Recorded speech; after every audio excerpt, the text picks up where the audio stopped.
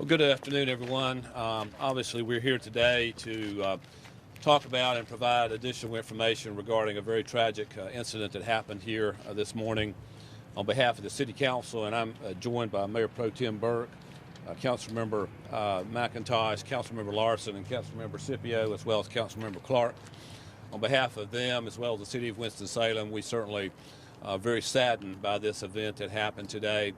We offer our sincere condolences to the family of the two city employees who are deceased, and we hope for a very complete recovery to the other city employee who was injured, as well as Sergeant Sloan, who very bravely took on this situation, and we wish him the very best in his recovery. What we're going to do is ask Chief Thompson to come forward now and provide details, and then the council and I will be available for other questions and comments afterwards. Chief Thompson. Thank you, Mayor. Good afternoon, Winston-Salem. I am Katrina Thompson, Chief of Police for the Winston-Salem Police Department. As you have heard me state, our greatest challenge for law enforcement in the Piedmont Triad, across this state and across our nation, is gun violence. We are all experiencing unacceptable levels of gun violence. This morning, it again became prevalent in our city. I would first like to state that our heartfelt condolences go out to the family and friends of our city family today, as well as the family and friends of all of our victims of gun violence. At 6:37 a.m., police officers were dispatched to the 2000 Lowry Street, the Jocelyn Johnson Municipal Services Center, a City of Winston-Salem government facility that houses city departments including sanitation, engineering field offices, employee medical staff, and employee development, which is a training department for city employees.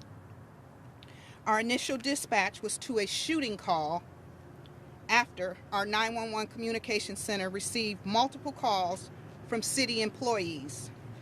Our first officer arrived on the scene at 6:41 a.m., a 4-minute response time.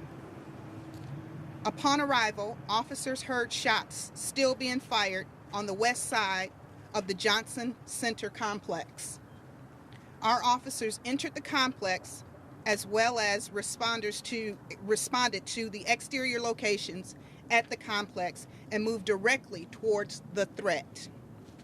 Officers confronted the shooter, identified as Stephen Dwayne Hazlip, 61 years old, a City of Winston-Salem employee for 12 years. He was encountered outside of the building where short gunfight ensued. During the gunfight with police, Mr. Hazlip was killed, stopping him from hurting any other city employee. One police officer was injured. He's identified as Sergeant Cameron Stewart Sloan, a Winston-Salem police officer for 22 years. He was struck twice by gunfire, and after a tourniquet was applied by another officer, he was transported to Wake Forest University Baptist Medical Center, where he was immediately taken to surgery. He is out of surgery and recovering in the hospital. I have met with him and his family, and we are taking care of him and their needs. Upon clearing the Johnson Center complex, Winston-Salem police officers located a deceased male identified as Terry Lee Cobb Jr., 48 years old, another City of Winston-Salem employee of 20 years, which appeared to be the primary target of the shooter, Mr. Hazlip, based on our preliminary investigation. Officers also located another victim inside the complex who was transported to Wake Forest University Baptist Medical Center with a serious but non-life-threatening gunshot wound. He will not be identified at this time. The next of kin for the deceased and the injured have been notified.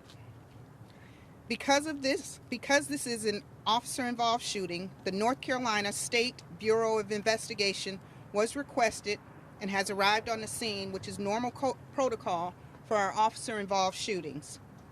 Additionally, the Winston-Salem Police Department's Criminal Investigations Division detectives are investigating the overall incident, and our Professional Standards Division is also involved.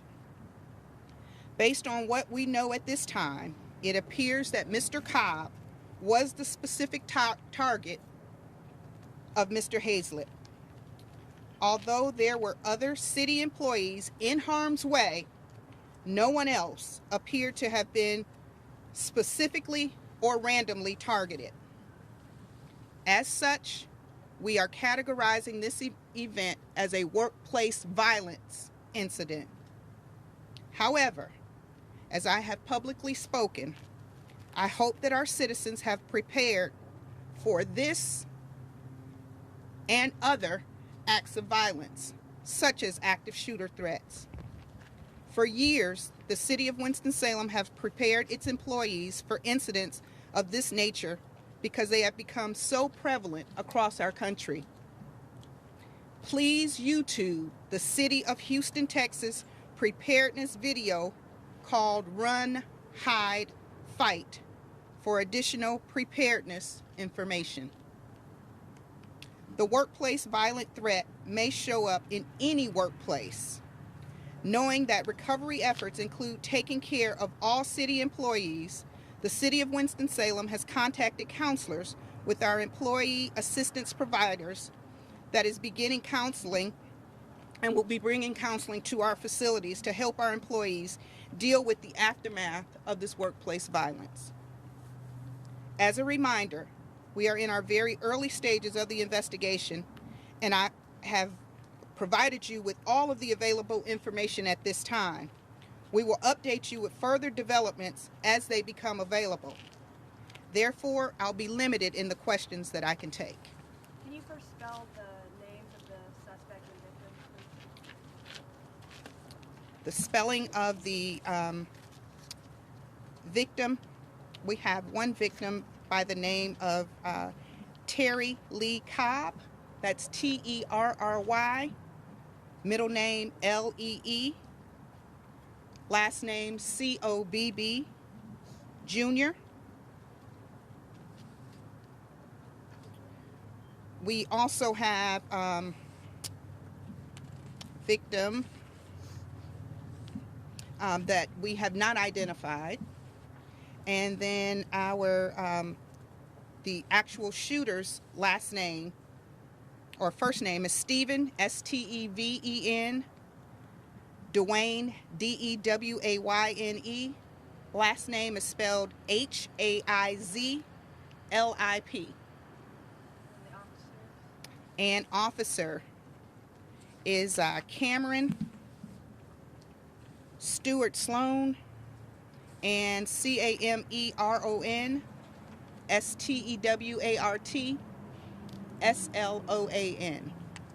you. And can you talk about the relationship of the suspect and the victim who lost his life today? For that question, I'm going to ask that Captain Tolley step forward. Good evening, folks. My name is Stephen Tolley, and I'm a captain with the Criminal Investigations Division. Ma'am, I think your question was, do we have any knowledge of the offender and the victim in this matter? We both know that both the offender and the victim are long-term employees of the city. This information is preliminary, but I'm confident in putting it out thus far. The information we're receiving is these two gentlemen had a long-standing dislike for each other. The source of that dislike, I don't have at this time, but I'm aware of an incident that occurred yesterday between the victim and the offender. They were involved in an altercation yesterday that, as far as we can tell, went unreported to the employer. But I believe that altercation yesterday, at least at this stage of the investigation, appears to be the catalyst for today's incident. But they're long-term co-workers. How did the shooting begin today? I can't go into a great amount of detail because I want to stress that we are in the preliminary stages. But the information is that the shooter arrived here with multiple firearms, and because he's an employee of the building, had access to the building. As Chief Thompson said, though, all the evidence we have is this shooter was targeting Mr. Cobb specifically, and I believe the other injury in this, unfortunately, was collateral damage. I don't believe he was the intended target. I'm basing that on evidence that we've been able to gather from witnesses, evidence at the scene, and even some statements by the offender before his death. Would you Captain consider this Tyler, a mass shooting? Skip Foreman with the Associated Press. Could you say what sort of weapons or what weapon was used in the crime and maybe what other weapons were found? We've located 2 handguns. The specifics of the handguns I don't have with me, but it's 2 handguns. Do you know if they were registered or if you purchased them? Certainly that's something that we'll look into, but I don't have that information now. We would rely on our ATF to assist us with that, and that's a question that we will answer as part of the investigation. And that other altercation, did that happen on site, and what time of day did that happen? The altercation yesterday was not on site. I don't have the time of day that it happened, but I don't believe it was actually here at the facility yet, is what we're being told. Yes. It's while they were on duty, yes. And can you tell us inside where this shooting happened? We've heard some rumors, but can you specify where? I can't, I'm not familiar enough with the inside of this facility to lay. I can tell you that it happened inside the facility, but I wouldn't go into the specifics exactly where at this time. More information will come out as we're furthering the investigation. What's the condition of the other person who was shot? You said the person who was shot because of collateral damage. And are they in fact a worker? The other person is an employee of the city, yes, sir. Serious injuries, as any gunshot wound is, but those injuries, is being described to us as being in a stable condition, which is wonderful news. Would you consider this a mass shooting? No, I would not consider this a mass shooting. I think workplace violence is absolutely the right categorization of this. This is a dispute that spilled over into violence and a targeted victim. It's just that he was targeted at work. Captain Tyler, can you say if the altercation was physical? Were they arguing, or did it become fisticuffs? We don't have first-hand description of it because the 2 parties that were involved in the altercation are deceased. Third-hand knowledge is that it did become physical. Captain Tony, how many officers shot Mr. Hazlitt? That's not determined at this time yet. It's so early in the investigation. I am comfortable in telling you the evidence is the suspect fired multiple rounds at the officers, and multiple rounds were returned by the officers toward the suspect. Where was, can you say which department these 2 employees work for, and what was their professional relationship with one supervisor? They're simply co-workers. A specific department other than to say sanitation, I don't have the specific department, but I would describe as co-workers. Captain, was the shooter waiting for the officers? That'll come out. That's something we're reviewing, and I am. We have a tremendous amount of video to review on this, both surveillance video and Axon camera footage, body camera footage. So that's a question I am going to be able to answer for you, but I can't answer it at this time. Did the shooting take place in the parking lot here? Just outside the building, yes, ma'am. The shooting between the officers and the suspect, just outside the building, yes. And where was the officer shot? I wouldn't go into that at this time other than to say he was shot twice. Shells, this other person who was shot, this victim who's now recovering, were they just happened to be in the wrong place at the wrong time? Wrong place at the wrong time is what the evidence so far is indicating, yes. Have you been able to interview them? Yes. And to clarify, the shooting between Mr. Hazlitt and Mr. Cobb happened Inside the The building. encounter between Mr. Hazlitt and the police occurred just outside the building. Just outside the building, that's correct. And have you guys ever had any sort of problems with the suspected shooter at any point in time in the past, or even a call for guns on property here? Not that I'm aware of, no. And again, those are good questions. Those are questions I will go back and have the answer for. It's just so early in the investigation, I don't have them. What is the city's policy in terms of having handguns or any kind of weapon on premise? I would have to refer that to our city attorney's office to share that with you. Folks, I don't want to be rude. I've been struggling to keep my voice this week. That's the only questions I can answer for now. I appreciate your time. Thank you, Chief.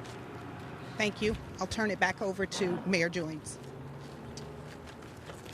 Thank you, Chief Thompson. Certainly, we're all saddened by this, and just reiterate again the condolences that we offer to the families, as well as the hope for a complete recovery of the officer or sergeant and the other victim. We'll say that the City of Winston-Salem remains committed to having a safe workplace environment, and we do prohibit guns. And so we're continuing to look at ways to make our workplace even safer. Again, any council members want to add any comments? All right. Thank you all very much for coming. Mayor, Yes. is there any security system in place to make sure people don't bring guns into city buildings, or? Currently, there are not metal detectors at our facilities. Again, we're looking at all aspects of potentially enhancing the safety of our workplace. Well, since this happened at a city building on city property, is there, not only looking at that, but is there going to be a greater discussion in terms of finding a way to, I guess, take that anger or any sort of problems that you have with another employee and go talk to somebody? Is there something like that now? We've already begun a program such as that already in our system. We have 2,400 employees, so we're certainly got that program underway. And is there any possibility that you guys will share any of the photos of the victims or even the suspect since it is a city? Yeah, as appropriate, we will. Good. Thank you all very much.